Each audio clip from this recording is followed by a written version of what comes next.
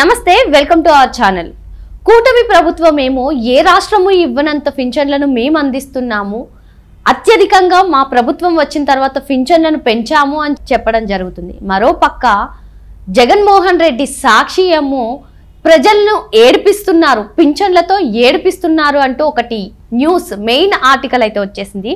దీనిపై పూర్తిగా విశ్లేషించడానికి మనతో పాటుగా ఉన్నారు సీనియర్ జర్నలిస్ట్ మాణిక్ గారు. సార్ని అడిగి పూర్తి విషయాలు తెలుసుకుందాం. సార్ నమస్తే. సార్ నమస్తే.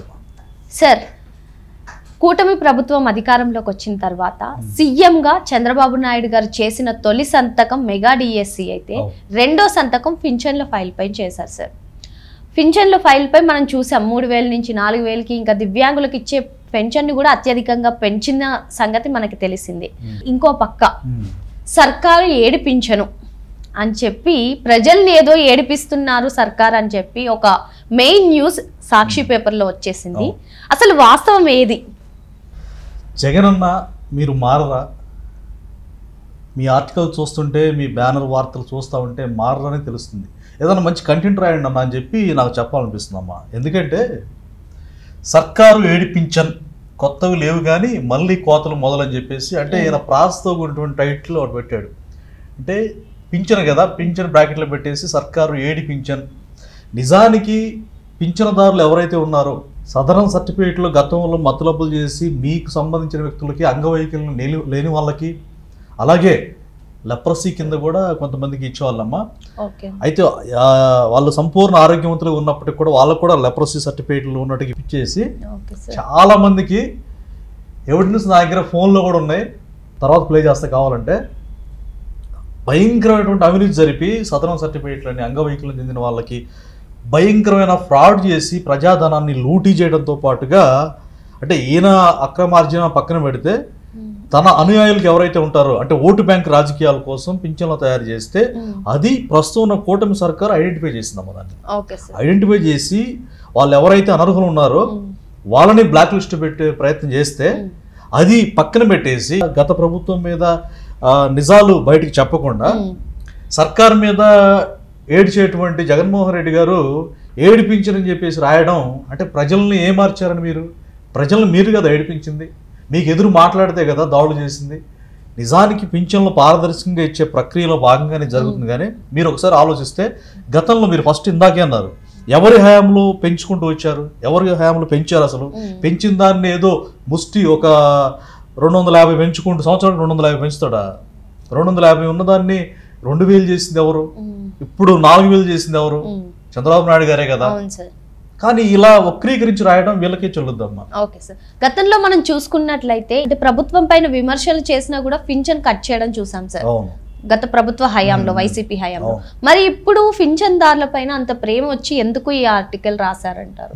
పింఛన్దారుల మీద అమాంతం ప్రేమ పెరిగింది జగన్మోహన్ రెడ్డి గారికి. ఎందుకో ప్రేమ పాడా, ప్రేమ లేదు ఏం లేదు, జస్ట్ వాళ్ళనేది రెచ్చగొడదాం అన్నట్టుగా అబద్ధాన్ని మసిపూసి మారేడుగా అంటారు చూసారా.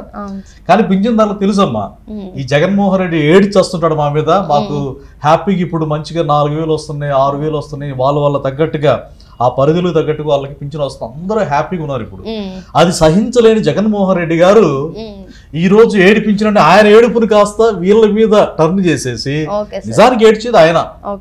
సార్ మీరు ఆడవద్దండి, మీరు గట్టిగా ప్రజలు ఎప్పుడైనా కష్టపడండి, ప్రజల మనసులను గెలుచుకునే ప్రయత్నం చేయండి అని చెప్పేసి ఈ సందర్భంగా నేను చెప్పదలుచుకున్నాము. ఇదంతా పచ్చి అబద్ధం అనమాట. మనం ఒకసారి చూసుకుంటే ఈ 6 నెలల్లోనే పింఛన్ల సంఖ్యలో 1.57 లక్షలు తగ్గుదల. నాకు అందిన సమాచారం ప్రకారం 2 లక్షల మంది ఫేక్ ఉన్నారు. ఇంకా ఈ ఫేక్ ని ఏరాల్సినటువంటి బాధ్యత కుటుంబ ప్రభుత్వం మీద ఉంది. ఈయన 1.57 చూపించారు. కానీ ఇవన్నీ ఇది ఏదో నాకు తెలిసి ఇది నిజం కాదు. నిజంగా జరిగితే దరఖాస్తు చేసుకుంటే వస్తుంది ఈ అబ్బాయికి. సో 2 కాళ్ళు దెబ్బతిన్నా పింఛన్ ఇవ్వట్లేదు అనేటువంటి ఒక అబద్ధాన్ని రాశారు. అలాగే దరఖాస్తు చేసుకున్న 2 లక్షల మంది ఎదురు చూపు.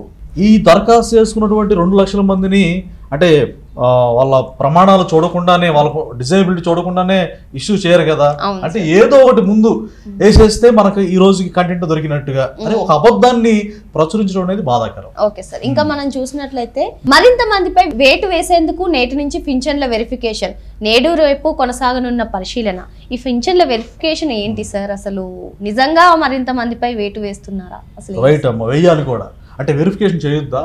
మీరు తప్పులు తడగ్గా మత్తులపు చేసి గందరగోళం చేసేసి ఏది పడితే అది మీ ఇష్టానుసారంగా ఆరోగ్యంగా ఉన్నవాళ్ళు, పనులు చేసుకునే వాళ్ళు, జాబులు చేసుకునే వాళ్ళు, వాళ్ళకు కూడా అనర్హులు కూడా మీరు పింఛన్ ఇష్యూ చేశారే మీ ఓటు బ్యాంక్ కోసం.